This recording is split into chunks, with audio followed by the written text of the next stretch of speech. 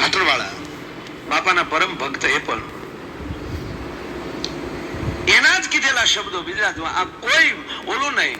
પણ એ જ્યારે યોગેશભાઈ ને મળે ત્યારે અમે બેઠા હોય ત્યારે પણ વાત કરતા આલિંગ બાબુ કે મહાનગરી મુંબઈ સિમેન્ટના જંગલમાં એ માણસ બેઠો છે, પણ યોગેશ સાગરના રોમે રોમાં બજરંગદાસ બાવલિયો વાસ કરી ગયો છે. એટલો એની ઉપર એની કૃપા છે. અને એને કોઈ મુંબઈમાં ગુરુભાઈ મળે, સાહેબ કોઈ પણ વ્યક્તિ એને મળે તો એને પોતાને એમ જ થતું મારા બાપનો દીકરો આવ્યો છે, મારો બજરંગદાસ બાવલિયાનો દીકરો આવ્યો છે. આવો ભાસ આ માણસને થાય. અને બાવલિયો હમણાં યોગેશભાઈ થોડાક દિવસો પહેલા સોમનાથ કાર્યક્રમ હતો કાર્તિકી પૂર્ણિમા, અને ઈ પેલા થોડાક કામ માટે હું સોમનાથ દર્શને ગયેલો ને થોડુંક કામ એટલે ત્યાં બેઠેલા, અને આપણા પીકે લેરી સાહેબ આપણા ગુજરાતના મુખ્ય સચિવ હતા પોતે, કનુભાઈ લેરીના દીકરા. અને કનુભાઈ લેરી અને પૂજ્ય બાપાને બહુ સારા સંબંધો. અને હવે જમતા મને પીકે લેરી સાહેબે જે વાત કરી આપને કહું કે મારા બાપુજી અવારનવાર બગદાણા જાય, કોઈ મહેમાન મુંબઈ થી આવ્યા હોય કે બીજા મહેમાન આવ્યા હોય તો ગાડી લઈ અને જાય, અને બાપા સાથે ને ખૂબ બનતું, ઉકારા તુકારા ઢોંગ કરતા સામ સામે. કનુભાઈ લેરી સાહેબ ના બાપુજી પણ મને એને વાત કરી કે એ બાપા એને સંબંધ ખરા પણ એટલા બધા શ્રદ્ધામાં માનતા નહીં કનુભાઈ. એટલે એકવાર બે રમૂજમાં બેઠા એટલે કીધું કે ભાઈ તમે સાધુ, તમારે તો આ બધું આમ ને તેમ ને, તમારે તો બધા સેવકો આવી જાય. અને ત્યારે બજરંગદાસ બાવલિયા એટલું બોલ્યા બાપા કે કનુભાઈ હાવ નથી હો, ન હોય તો નભે નહીં ગાંડા, કાંઈક તો હોય ને કનુભાઈ. એમણે દુનિયા ગાંડી નથી યાર, અહીંયા હાવ અમે બાવાથી નથી બેઠા. તો કનુભાઈ કે તો મને કઈક કયો લ્યો. તાક તો સાંભળી લે કનુભાઈ લેરી, તારી પાસે તારી ગાડી લઈને તું આવ્યો છો, અને અત્યારે બગદાણા બેઠેલો બજરંગદાસ બાવલિયો એમ કહે છે કે આજનો રોટલો તારે અહીંયા બગદાણાનો ખાવાનો છે, હવે તારામાં તેવડ હોય તો સેલ્ફ મારી નીકળી જા. કેમ કે હા તો નીકળ. અને સાહેબ કનુભાઈ જીપમાં બેઠા કે તો બાપા સીતારામ, કે તો સીતારામ વાલા પણ રોટલો અહીંનો છે, હવે તારે જવું હોય તો જા. અને આપ જે બગદાણા ગયા હશો ને ખબર હશે, આશ્રમની બે બાજુ નદીઓ છે, બગડે બે વાટો લીધો ફરતો, અને ઉપરવાય એવો વરસાદ મંડાણો અરવિંદભાઈ કે બે નદીમાં ઘોડાપૂર. બગદાણામાં સાટો નહીં વરસાદનો ત્યારે, પણ ડુંગરમાં મેં એવો મંડાણો ને એવું ઘોડાપૂર આવ્યું, હાથ સુધી પાણી ઉતર્યું નહીં. છેવટે કનુભાઈ ને બાપાનો રોટલો ખાવો પડ્યો. ત્યારે કીધું બાપા તમે સાચા છો, અમે ખોટા છીએ.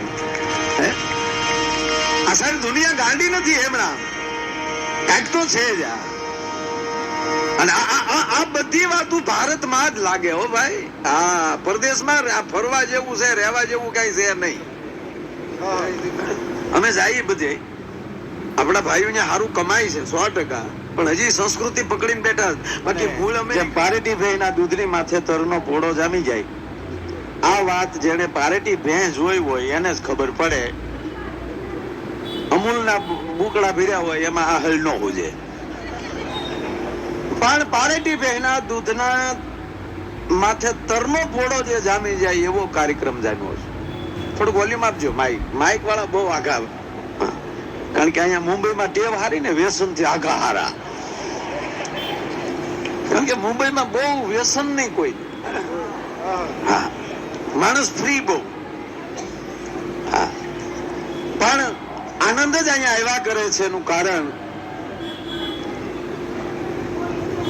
કારણ કે બેનર લાગે, પોસ્ટર જે લાગે છે ને એમાં એક બજરંગદાસ બાવલિયાનો ઓરિજિનલ ફોટો લાગે છે.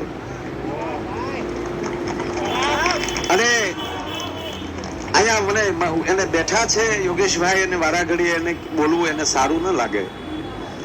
એને પોતાના વક્તવ્યમાં પહેલા કહી દીધું કે ભાઈ અહીંયા મોજથી કાર્યક્રમ, અહીંયા કોઈ પૈસા માટે નથી, પૈસાની જયારે જરૂર હશે ત્યારે કહેશું. આ કેવલ હું નિજાનંદ માટે. એટલે હું જાહેર જનતાને કોઈ ભલામણ નથી કરતો, પણ એટલું 100% કહું. ઉદ્ધવ જયારે ગોકુળમાં આવે છે અને ગોકુળની એક દિવાલ ઉપર ભગવાન કૃષ્ણનું જયારે સુંદર ચિત્ર જોયું, આબે હૂબ કાનુડો, વાંકડિયા વાળ, ગુલાબી ગાલ, અને હમણાં દોડીને જાણે આમ કેવાય ખોળામાં વિજાવશે એવું આબે હૂબ કૃષ્ણનું ચિત્ર દોરેલું, પણ ક્ષતિ એટલી રહી ગયેલી કે એમાં પગ નહોતા દોર્યા. અને વ્રજની કોઈ માયોને ઓધવ કહે છે કે આ ચિત્ર કોણે બનાવ્યું છે? કે અમારી રાધિકાએ બનાવ્યું છે. એમ મહાનુભાવો બધા બેઠા છે. ઘણીવાર બિહારીભાઈ, બિરાજભાઈ, ઘણીવાર વાત થતી હોય કે રાધા છે એ કલ્પિત પાત્ર છે. આખા ભાગવતની અંદર ક્યાંય રાધાનું નામ છે જ નહીં, 100% નથી. પણ ભાગવતની અંદર રાધાનું પાત્ર નામ નથી એનો અર્થ રાધા નથી એમ કેમ કેવું? કારણ કે ભાગવત ગ્રંથ છે એ કૃષ્ણના જીવન ચરિત્રનો પૂર્ણ ગ્રંથ નથી. એ પરીક્ષિત રાજાએ જે પ્રશ્નો કર્યા 7 દિવસ અને એ સુખદેવે જે જવાબ આપ્યા, એ બેયનો જે વાર્તાલાપ છે એ શ્રીમદ ભાગવત છે. અર્જુન પ્રશ્ન કરે, ભગવાન નારાયણ જવાબ આપે, એ મહાભારતનું કાળજું, એ ગીતા છે. તો આમાં કદાચ પરીક્ષિત રાજાએ રાધા વિશે નહીં પૂછ્યું હોય. અને ત્રીજી વાત કે પરીક્ષિતના ગુરુ રાધા છે, સોરી સુખદેવના ગુરુ રાધા છે, અને એ ગુરુનું નામ લે એટલે એને સમાધિ લાગી જતી હતી. અને અહીંયા પરીક્ષિત માટે 7 દિવસ છે. જો ગુરુનું નામ લેવાય જાય, કદાચ જો ભૂલથી સમાધિ લાગી જાય તો પરીક્ષિતનું શું? એટલે જાણી જોઈને એમ કહેવાય કે સુખદેવે એક પણ જગ્યાએ રાધાને યાદ નથી કર્યા. સહેજ ગોપી ગીતમાં ક્ષણિક પાટ દઈને બારો આવ્યો, ત્યારે એવું લાગે છે કદાચ માથું પસાડીને નીકળી ગયો છે કે અરે આગળ નામ લેવાય જાય, આગળ ગુરુને યાદ કરાય જાય. ગીતા મહાભારતનું જેમ કાળજું છે, એમ ભાગવત એ કૃષ્ણ પરમાત્માનું વાંગમય સ્વરૂપ છે. એટલે કોઈને પૂછ્યું કે આ કોણે ચિત્ર બનાવ્યું? અમારી રાધિકાએ બનાવ્યું છે. ઓ, બોલાવો ને રાધિકાને. રાધાજી આવે છે ને કહે છે કે ઓધવ કે આમાં ખામી છે? કે ના, ખામી તો નથી, પણ રાધા અને પગ કેમ ન દોર્યા તે? આંખ માલી દાડ દાડ દાડ આંખું મળ્યા જવા. ઓધવ, હું એના પગ કેમ દોરું બાપ? કેમ? એકને પગ હતા અને મથુરા વયો ગયો. આજ આ ચિત્રના પગ દોરું, કાલી ચિત્ર વયું જાય તો મારે વાતું કોની હારે કરવી, એટલે મેં આના પગ નથી દોર્યા. આપણી પહેલી વયો ન જાય. સાહેબ, દર વર્ષે આવો આનંદ કરા